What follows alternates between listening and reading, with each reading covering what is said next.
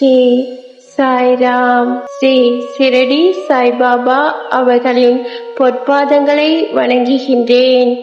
பகவான் ஸ்ரீ சத்ய சாய்பாபாவின் பொற்பாதங்களை வணங்குகின்றேன்.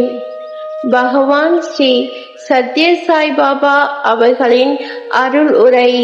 ஒரு தனிநபர் அல்லது ஜீவாத்மா பரமாத்மாவை எவ்வாறு அடைய முடியும்? இவை இரண்டும் தனி இயல்புகளா? பகவான் இந்த பயணத்தை ஒவ்வொரு நபரும் எவ்வாறு மேற்கொள்ள வேண்டும் என்பதை தெளிவாக விளக்குகிறார். ஓம்காரம் தத்துவத்தை வழிபட்டால்தான் நாம் பிறப்பில் இருந்து விடுபட முடியும். பிறப்பிலிருந்து விடுபட்டால்தான் கர்மா அல்லது செயலில் இருந்து விடுபட முடியும்.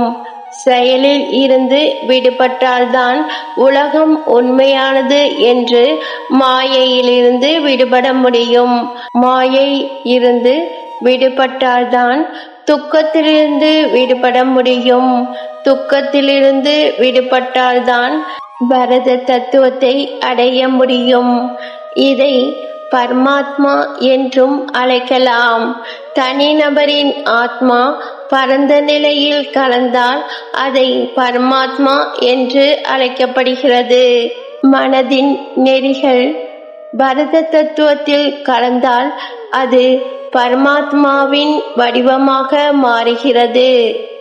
ஜீவாத்மா மற்றும் பரமாத்மா இரண்டும் வேறு இயல்புகள் அல்ல.